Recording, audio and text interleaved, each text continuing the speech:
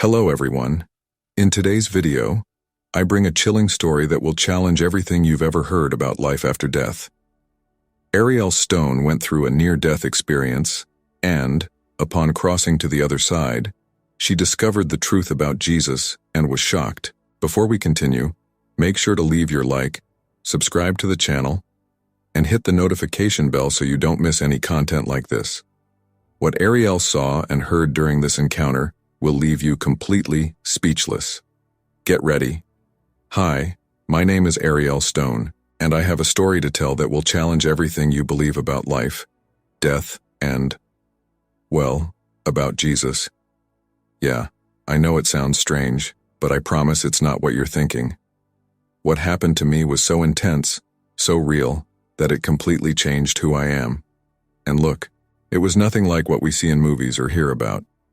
I was born and raised in Seattle, a city that, despite all its modernity, always seemed full of secrets to me. My story begins a bit differently from most. I was adopted by my grandparents when I was just a baby. My biological mother was too young to take care of me, and my father, well, he never appeared in the picture.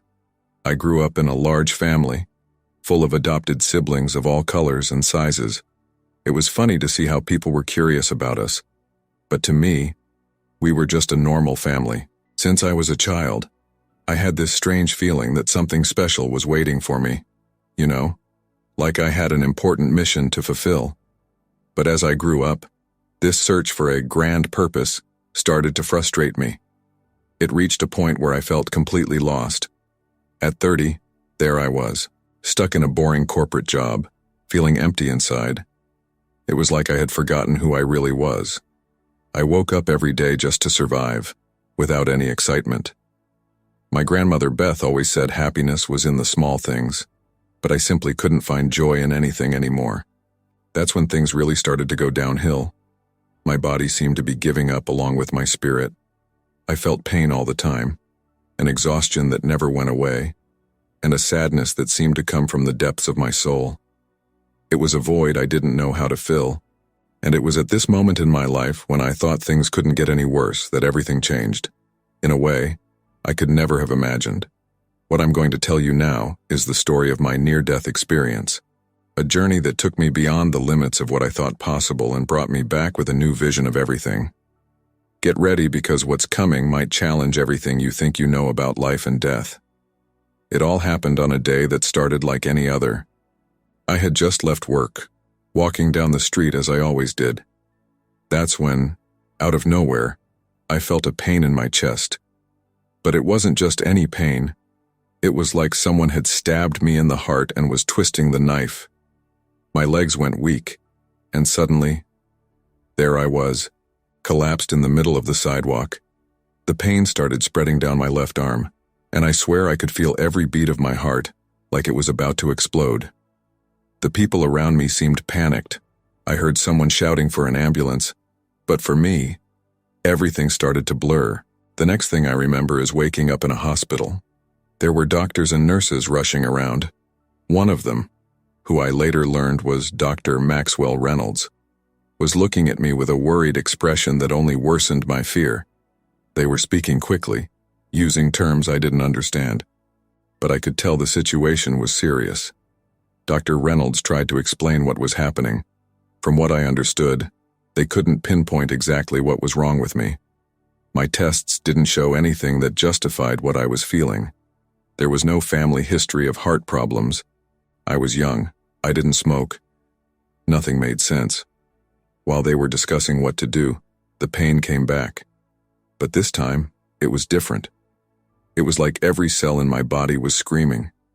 I could feel my consciousness drifting away, as if I was being pulled somewhere. The doctor started yelling. The machines were beeping like crazy, and I just let go. That's when everything went white. It wasn't a scary white eye, you know? It was a comforting white, like I was wrapped in a soft cloud. The pain was completely gone. In fact, I didn't feel my physical body anymore. And then, it happened. I saw myself floating above my hospital bed. I could see the doctors frantically working on my body, trying to bring me back. It was a surreal scene. I should have been terrified, But strangely, I felt at peace, completely calm. I started to feel a gentle pull. It was as if something was calling me. I couldn't resist, and honestly, I didn't want to. As I ascended, a light began to appear. It wasn't that blinding light people always talk about. It was a warm, welcoming light that seemed to come from within me. That's when I realized I was no longer in the hospital.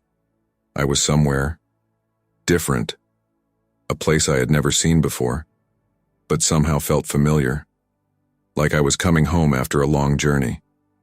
And it was in this place, in this moment between life and death, that everything I believed was about to be challenged.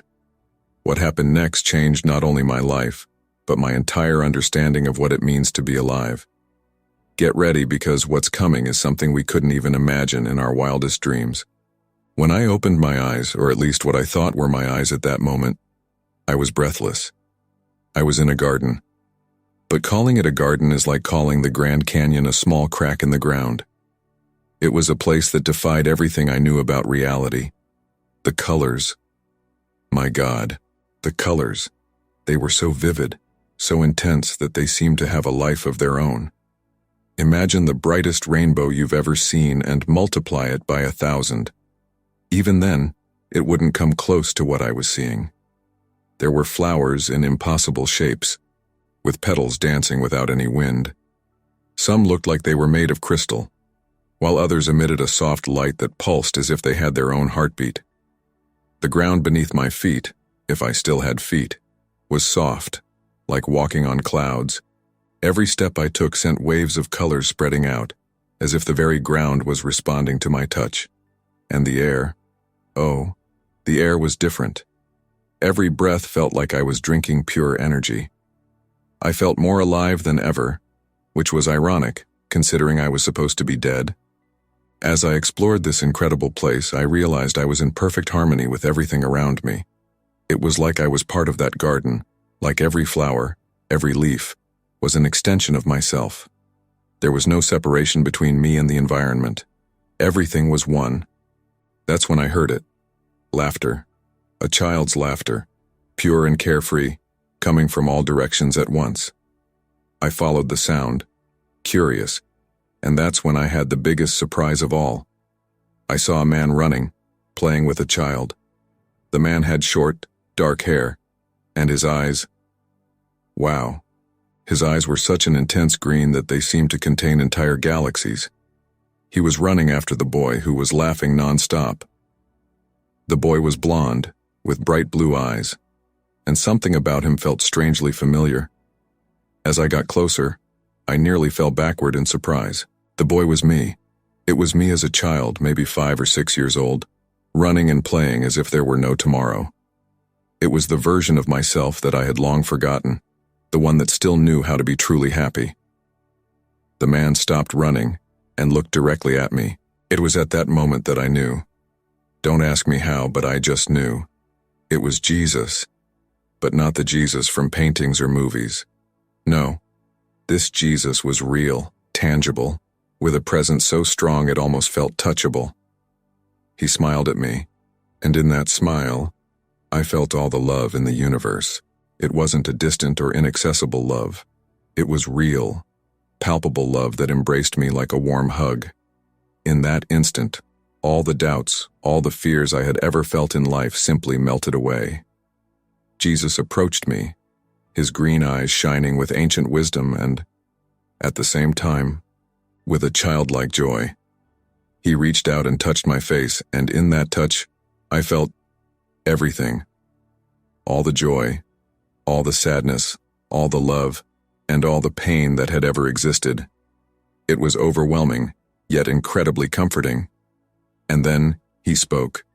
His voice was like music, like the sound of 1,000 rivers flowing at once, yet also as gentle as a whisper. "Welcome, Ariel," he said. "You've finally remembered the way back home." In that moment, I knew I was about to learn something that would change everything, something that would challenge not only my beliefs but everything I thought I knew about life, death, and the purpose of our existence. And I was ready to listen. Jesus looked into my eyes in a way that made me feel like he could see every thought, every moment of my life. But there was no judgment in his gaze, only a deep understanding and an unconditional love that I had never experienced before. He began to speak, and each word seemed to resonate not only in my ears, but in every fiber of my being. "Ariel," he said, "religions have created many images of me, but I'm not concerned with those representations. What matters is spreading light, love, and joy." I was shocked. It wasn't exactly what I expected to hear from Jesus, you know? He continued, "You've been living too seriously, too focused on things that in the end, don't matter that much. You've forgotten the true purpose of life." I confess, I felt a bit defensive. After all, I had always tried so hard to do everything right, to be a good person. But Jesus, as if he could read my thoughts, and he probably could, smiled gently. "It's not about doing everything right or wrong," he explained. "Life isn't a test you have to pass. It's an experience to be fully lived. Love, simplicity, genuine happiness. These are the things that truly matter."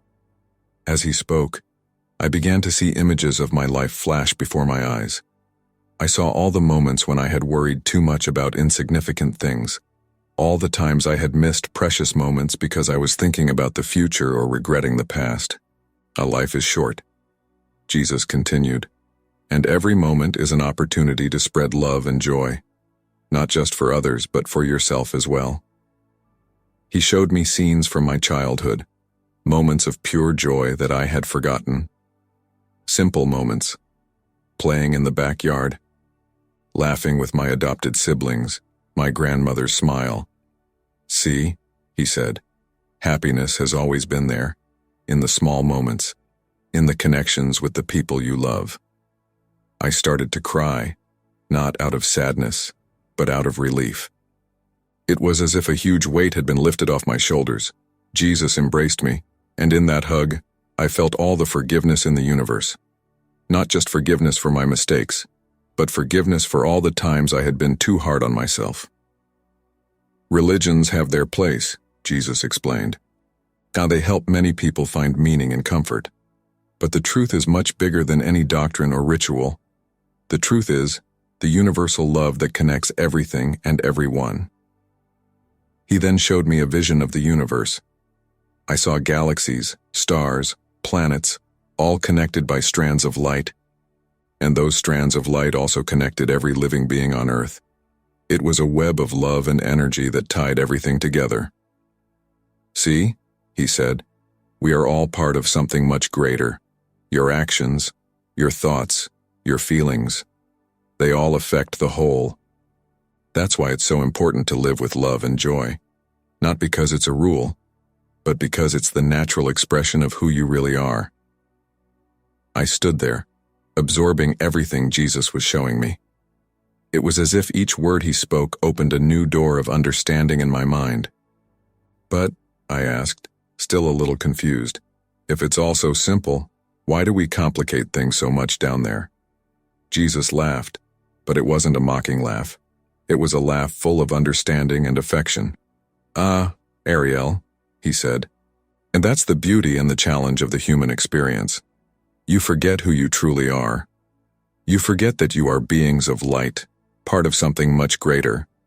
And in that forgetting, you have the opportunity to rediscover, to evolve, to grow." He continued, "The difficulties, the challenges, the pains, they are all part of the process. They are not punishments. They are opportunities for learning and growth. Every time you overcome an obstacle, every time you choose love over fear, you are remembering who you truly are." As he spoke, I began to understand. My whole life, all my struggles and achievements, were starting to make sense in a new way. They weren't just random events, but parts of a larger journey of self-discovery. "But," I said, "if the important thing is to live with love and joy, why is there so much suffering in the world?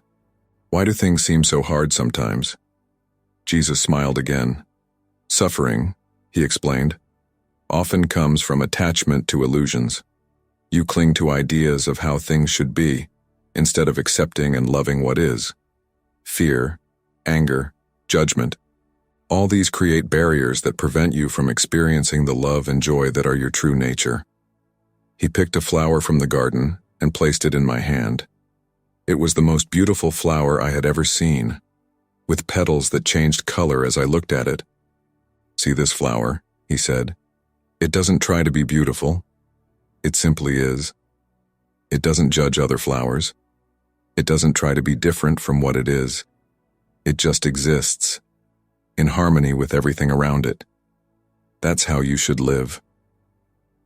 I gazed at the flower, marveling at its simplicity and beauty. Suddenly, all the worries I had in life seemed so small, so insignificant. "But Jesus," I asked, "how can I take this understanding back with me? How can I live like this in the real world, with all its complications and challenges?" He placed his hand on my shoulder, and in that touch, I felt a wave of strength and courage wash over me. "Ariel," he said, "you already have everything you need inside you. The wisdom, the love, the joy, it's all already there. Your task is simply to remember, and to choose to live from that place of love in every moment." He continued, "It's not about being perfect. It's about being authentic, about being true to who you really are. When you act from love, when you choose joy even in difficult moments, you are aligned with your true nature, and that, Ariel, that changes everything." In that moment, I understood. I understood that life wasn't about reaching some distant goal or being someone I wasn't. It was about being present, about loving, about finding joy in the little things. It was about remembering who I truly was, a being of light, connected to everything and everyone. And with that understanding, I felt ready to go back, to live in a new way. But part of me still hesitated. "Do I really have to go back?" I asked. I carried with me a truth that would change everything. The return was, well, imagine diving into an ocean of light and then suddenly emerging into a pool of ice. That's about what it felt like. 1 second I was in that incredible garden with Jesus, and the next, I was back in my body in the hospital, feeling every inch of it ache. The first thing I saw was Dr. Reynolds's face, a mixture of relief and shock written all over it. "Welcome back," he said, his voice trembling. Later, I learned that I had been dead for almost 5 minutes. To the doctors, it was a miracle that I had come back without any brain damage.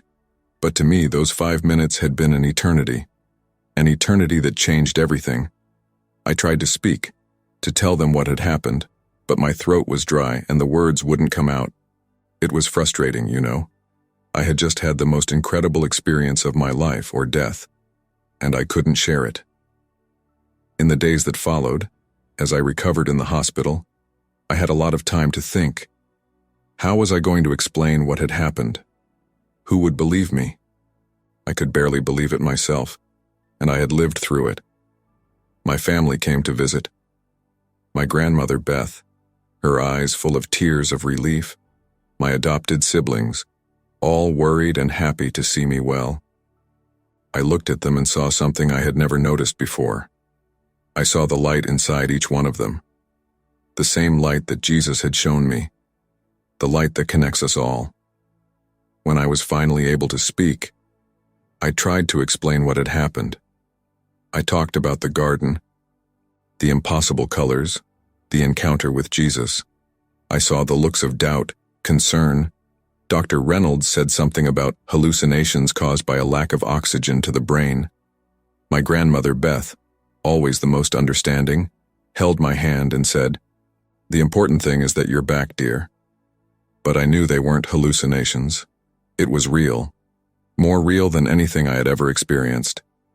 And slowly, I realized it didn't matter whether others believed me or not. What mattered was how that experience had changed me. I started seeing the world through different eyes. The colors seemed more vivid, the sounds clearer. I could see beauty in things that had previously gone unnoticed. A sunset, the the smile of a stranger on the street, the smell of coffee in the morning. Everything had taken on a new meaning, but it wasn't just that. I felt different inside. All that anxiety I carried, that constant feeling that I should be doing more, being better, had disappeared. In its place was a peace I had never known before. I remembered Jesus' words. What matters is spreading light, love, and joy. And that's exactly what I wanted to do now. Not in a grand or flashy way, but in the small moments of everyday life. When I left the hospital, I made a decision that shocked everyone. I quit my corporate job.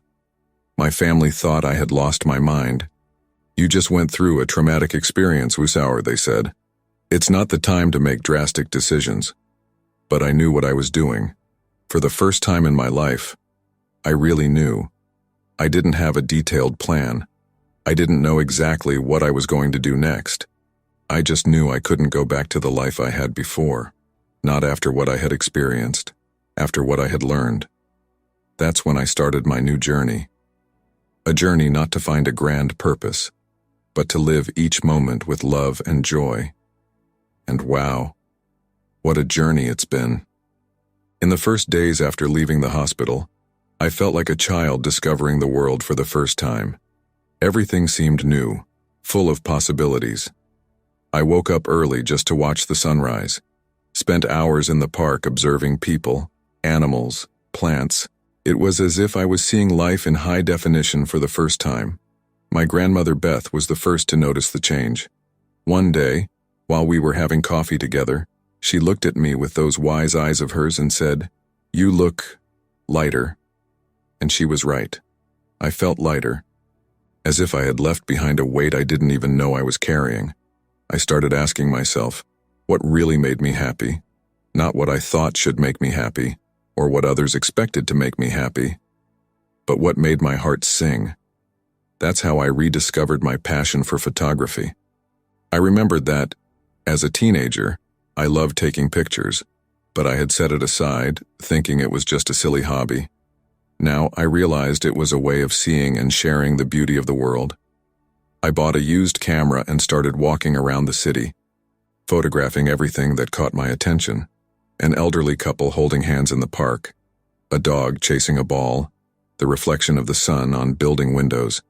Each photo was a celebration of life, of the love and joy that Jesus had spoken of. Another thing I rediscovered was my love for dancing. Wow, how I loved to dance when I was younger. But at some point, I had convinced myself that it was childish, that serious adults didn't dance. What nonsense. I started taking ballroom dancing classes, and wow, how good it felt. There's something magical about moving to the rhythm of music, in sync with another person. It's as if the body remembers a joy that the mind had forgotten. And you know what's funny? The more I allowed myself to be happy, the happier the people around me seemed. It was as if my joy was contagious. I started noticing smiles where before I had only seen serious faces. I began having deep and meaningful conversations with strangers on the bus, at the supermarket, anywhere. Of course, not everything was perfect. There were difficult days when the reality of the world felt too heavy, days when I caught myself wondering if everything I had experienced had just been a crazy dream. But in those moments, I remembered Jesus' words. Life isn't a test you have to pass. It's an experience to be lived fully. So, instead of blaming myself for the bad days, I embraced them as part of the experience. I cried when I needed to cry, laughed when I wanted to laugh. And little by little, I realized that this acceptance, this permission to be human, with all its ups and downs, was itself a form of joy. One of the most surprising things I discovered on this journey was my hidden talent for comedy. Who would have thought, right? Me, the serious one in the family, suddenly making people laugh. I started attending open mic nights, telling funny stories about my life, about my near-death experience. Yes, I found out that even that can be laughed at. At first, I was super nervous. But soon, I realized that making people laugh was a powerful way to spread joy. There's something magical about hearing a room full of people bursting into laughter together. It's like, for a moment, all the worries, All the problems in the world disappear, and there's only that shared joy. And you know what's even more amazing? The more I allowed myself to be myself, to be authentic, the more things seemed to fall into place in my life. Opportunities would appear out of nowhere. Incredible people entered my life. It was as if the universe was conspiring in my favor. Of course, there were still people who thought I had gone crazy, that the near-death experience had messed with my head. But I didn't care. For the first time in my life, I felt truly alive, and that, my friends, is priceless. I won't lie to you. Not everything was smooth in this new phase of my life. After a few months of living in this bubble of joy, reality started knocking on the door, and it knocked hard. First came the financial issue.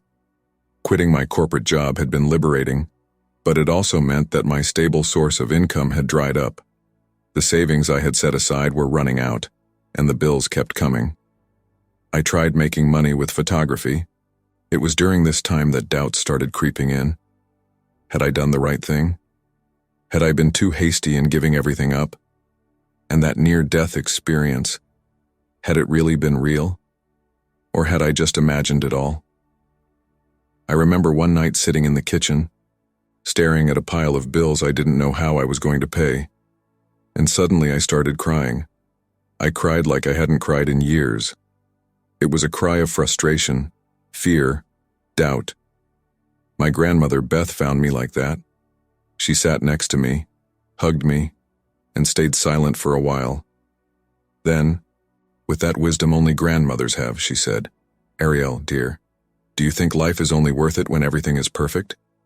That question caught me by surprise. I wiped my tears and looked at her, confused. "What do you mean, Grandma?" She smiled that smile of hers, full of love. "Remember when you were little and we used to make cookies together? You always wanted to eat the raw dough, even though I told you we had to wait for it to bake."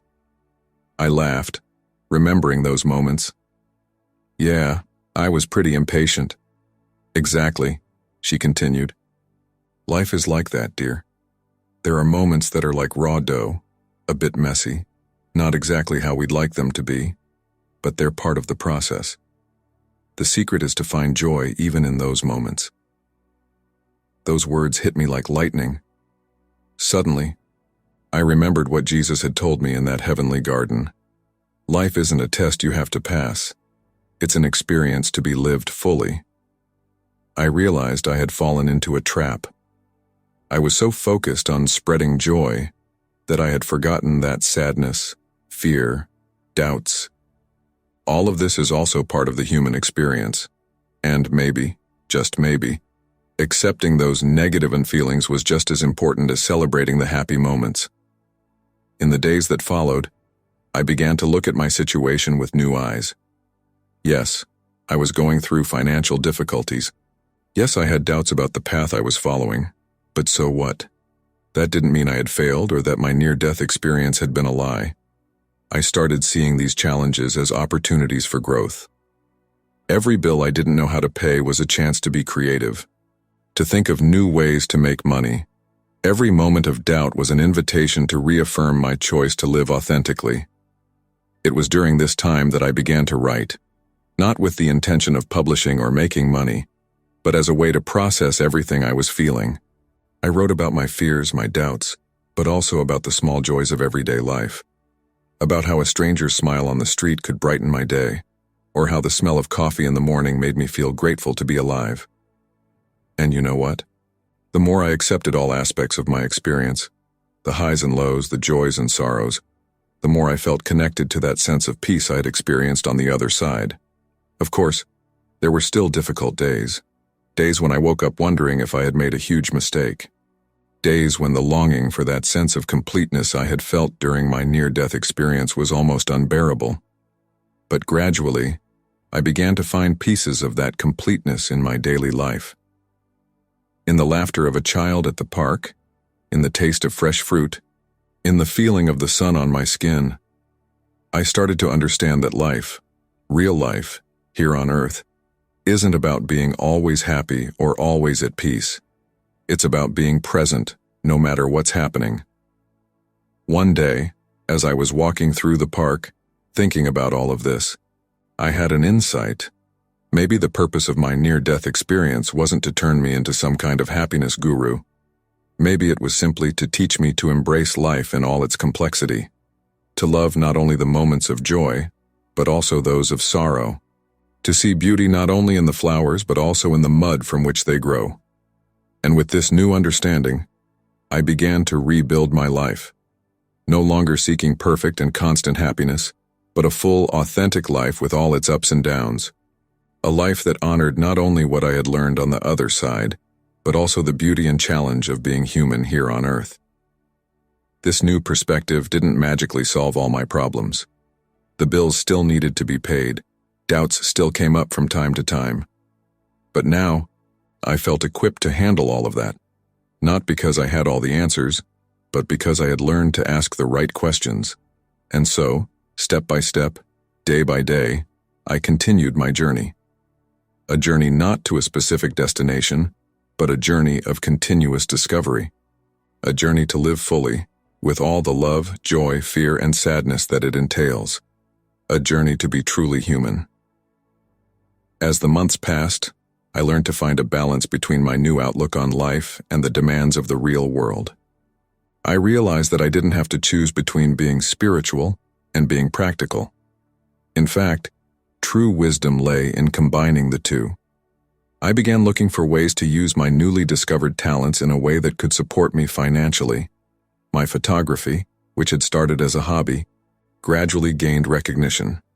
I began taking small jobs, photographing weddings, birthdays, local events. It wasn't my dream job, but it allowed me to pay the bills doing something I loved. The comedy nights also started to pay off. A local bar owner liked my material so much that he offered me a regular weekly show. It wasn't a lot of money, but it was a start.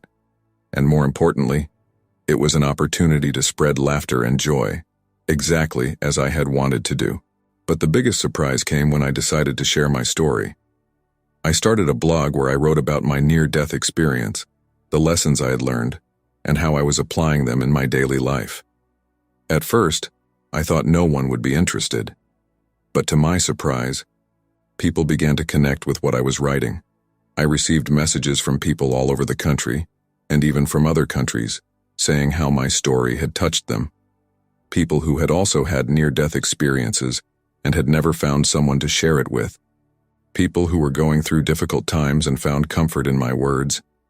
That's when I realized, maybe this was my true purpose. Not to be some kind of spiritual guru, but simply to share my journey, with all its imperfections and lessons. To show that it's possible to live a more conscious and full life, even while facing the challenges of everyday life. Of course, not everyone understood or accepted my story. Some people thought I had made everything up, or that I was trying to start some kind of cult. But I learned not to care about those opinions. I knew what I had experienced, I knew how it had transformed me, and that was what mattered. One of the most important lessons I learned during this time was about the balance between giving and receiving. At the beginning of my new life, I was so focused on giving, on spreading love and joy, that I sometimes forgot to take care of myself. I learned that to be able to give to others, I first needed to fill myself up. I began dedicating time every day to practices that nourished me: meditation, yoga, long walks in nature. These practices helped me reconnect with that sense of peace and love I had experienced on the other side. I also learned the importance of setting healthy boundaries. I realized that I couldn't help everyone all the time, and that sometimes saying no was just as important as saying yes. This was hard at first, but over time, I understood that setting boundaries was a way of respecting myself and others. One of the most beautiful things that happened during this phase was the transformation of my relationships. As I became more authentic, more true to myself, my connections with the people around me deepened. My relationship with my family, for example, changed completely. At first, they were worried about my life choices, but gradually, as they saw how much happier and more fulfilled I was, they began to understand and support me. My grandmother, Beth, in particular, became my greatest ally and confidant. Old friendships strengthened, and new friendships blossomed. I began to attract people who were on the same wavelength as me, people who were also seeking to live more consciously and authentically. And the most amazing thing was that the more I lived in alignment with my values, with what I had learned from my near-death experience, the more things seemed to fall into place in my life. Opportunities appeared from unexpected places. Coincidental encounters happened. Doors opened. Not that everything was perfect all the time.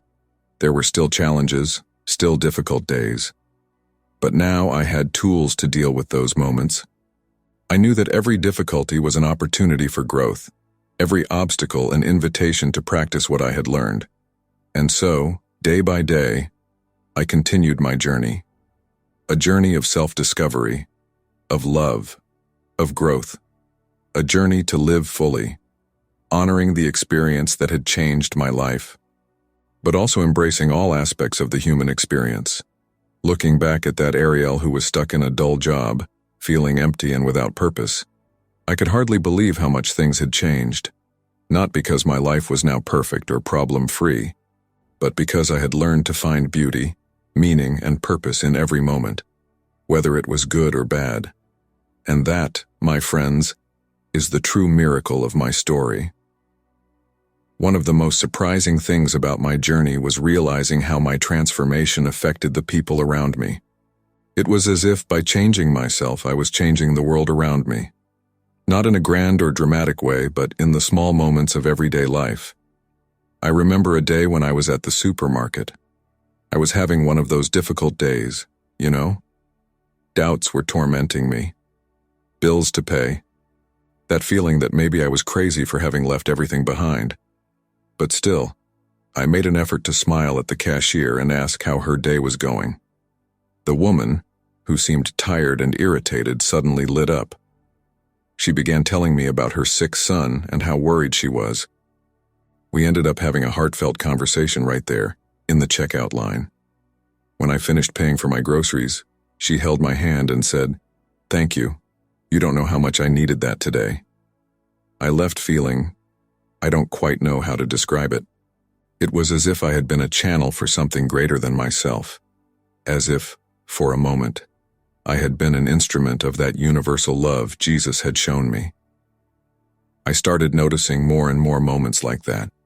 The grumpy neighbor who always ignored me began to greet me after I started smiling and saying good morning every day. A friend going through a difficult divorce told me that my presence, my way of listening without judgment, had been a beacon of hope for her. But it wasn't just these personal interactions that were changing.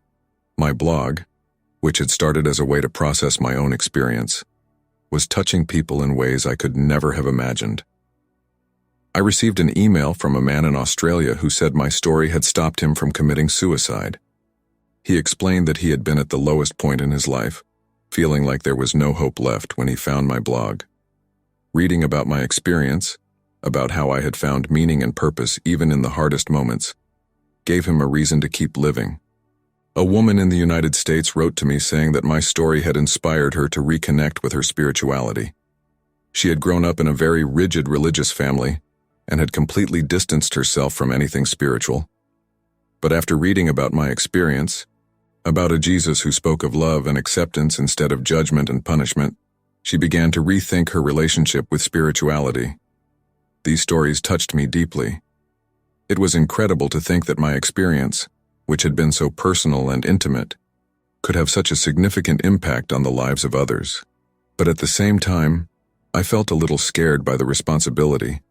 What if I said something wrong? What if I disappointed all these people who were finding hope in my words?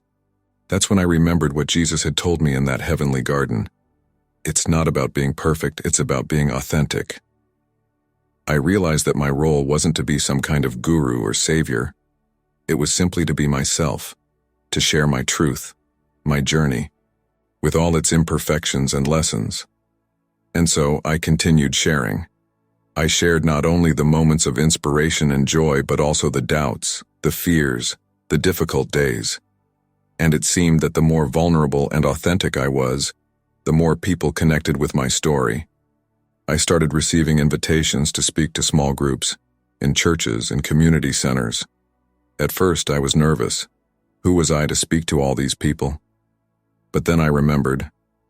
I didn't need to be anyone other than myself.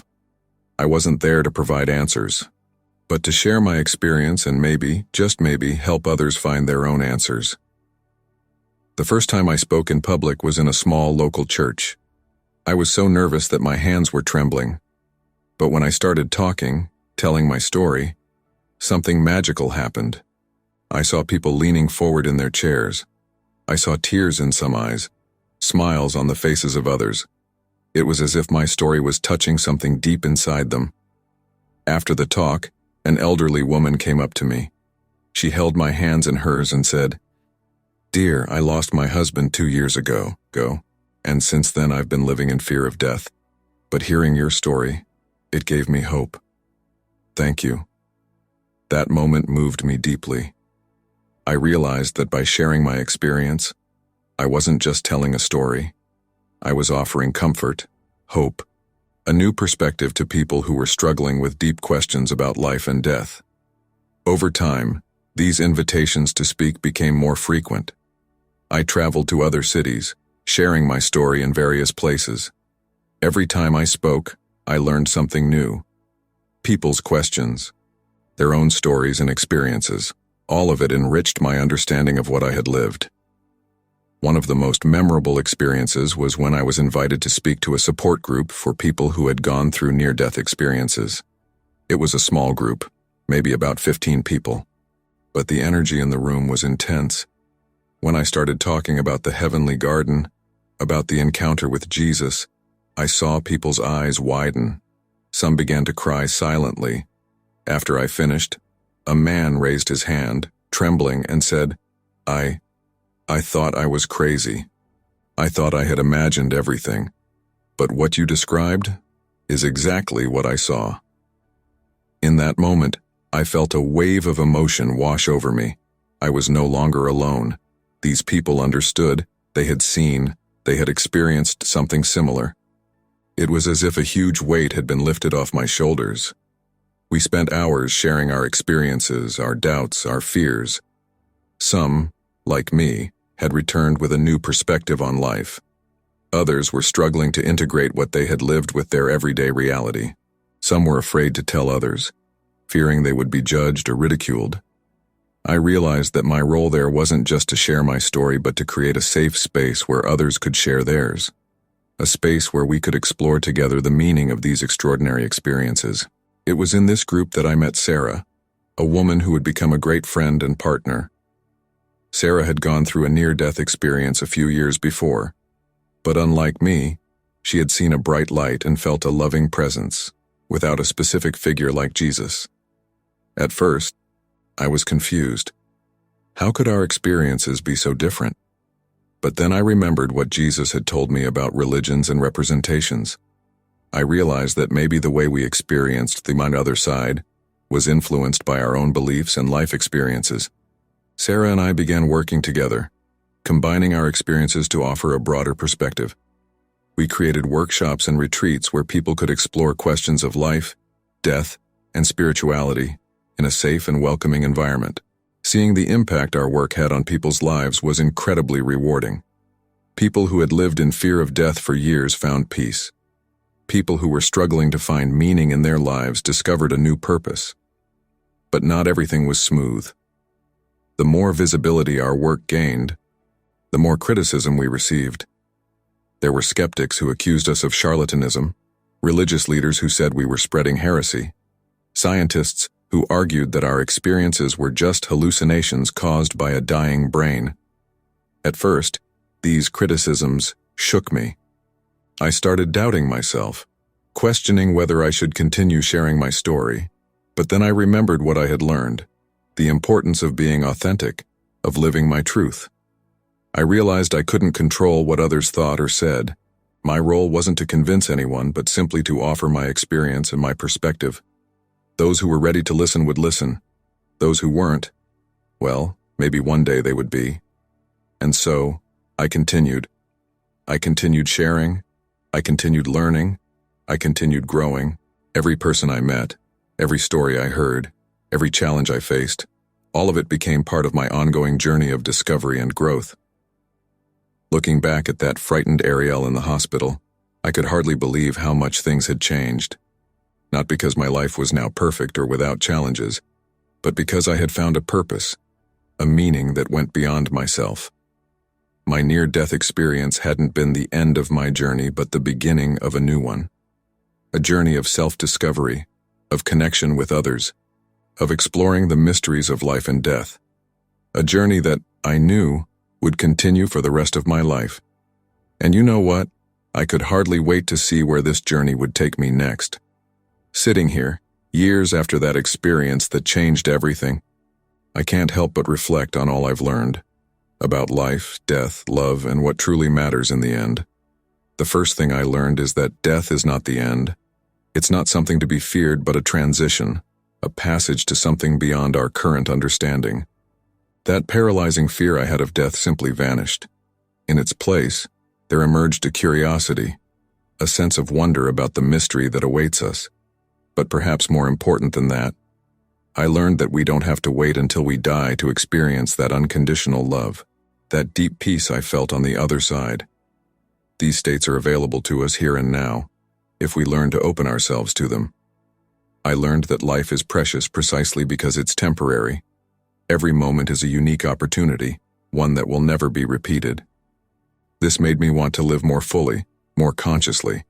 It made me want to cherish every hug, every sunset, every cup of coffee as if it were the last. I learned that love is the most powerful force in the universe, not the romantic love from Hollywood movies, but a deeper, more universal love, a love that knows no limits, that doesn't judge, that accepts everything and everyone exactly as they are. And I learned that this love is not something external to us, but something that already exists within each of us. Our task is simply to remove the blocks that prevent us from feeling and expressing it. I learned that there is no us and them. On the most fundamental level, we are all one. All the divisions we create, race, nationality, religion, are illusions. On the other side, I saw how we are all interconnected, how every action we take affects the whole. I learned that happiness is not a destination but a choice we make in each moment. It doesn't depend on external circumstances, but on our inner attitude. Even in the hardest moments, we always have the choice of how to respond, of how to interpret what's happening. I learned that the purpose of life is not to reach some distant goal, but to live fully in each moment. It's to be present, to love, to grow, to contribute in some way to making the world a better place. I learned that spirituality has nothing to do with dogmas or rituals, but with a direct connection to the divine, whatever you choose to call it. And that connection is available to all of us, at any moment, if we just stop to listen.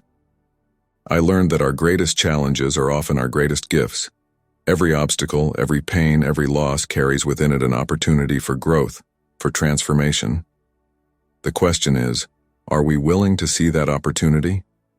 I learned that we don't need to have all the answers, that it's okay to live with mystery, with uncertainty. In fact, there's beauty in not knowing, in staying open and curious. I learned that forgiving, ourselves and others, is one of the most liberating acts we can do. Grudges, guilt, resentment are burdens we carry unnecessarily. Forgiving doesn't mean approving of what was done, but freeing ourselves from the emotional weight we carry. I learned that gratitude is one of the most powerful practices we can cultivate. When we start to truly notice and appreciate all the blessings in our lives, big and small, our experience of life is transformed completely. I learned that it's never too late to change, to start over, to reinvent yourself. Every moment is an opportunity to make a different choice, to be a better version of ourselves. And perhaps most importantly, I learned that we don't need a near-death experience to live fully. The wisdom, love, and peace I experienced on the other side are available to all of us, here and now. We just need to learn how to access them. Looking back on this entire journey, I feel an immense sense of gratitude. Gratitude for the experience that changed my life. Gratitude for all the people I've met along the way. Gratitude for every lesson learned, the easy and the hard ones. I don't know what the future holds, I don't know if I'll have another near-death experience or if, when my time finally comes, I'll see that heavenly garden and Jesus again. But what I do know is this. I am deeply grateful to be alive right now, to have the opportunity to experience all the beauty and mystery of this life. And if there's one message I'd like to leave for anyone reading this, it's this. Live fully, love deeply, forgive easily, be grateful always, because in the end, that's what truly matters. This is the story of my journey beyond life, a journey that, in fact, taught me more about how to live than about how to die. A journey that continues every day, with every breath, with every moment, and to you, who've come this far with me, all I can say is, thank you for listening. I hope that in some way, my story has touched you, has made you reflect on your own journey. Because in the end, we're all on this journey together, aren't we? So, what do you think? Are you ready to live each day as if it were both your first and your last? Are you ready to embrace life in all its beauty, mystery, and complexity? Because, believe me, it's worth it. Every moment, every tear, every smile, it's worth it. And who knows, maybe one day we'll meet in that heavenly garden. Until then, live well, love much, and remember, you are more loved than you can imagine. If you enjoyed this beautiful spiritual testimony, leave a like, comment your impressions, subscribe to the channel, and don't forget to hit the notification bell to watch every new video and help us spread this message to a wider audience. See you next time.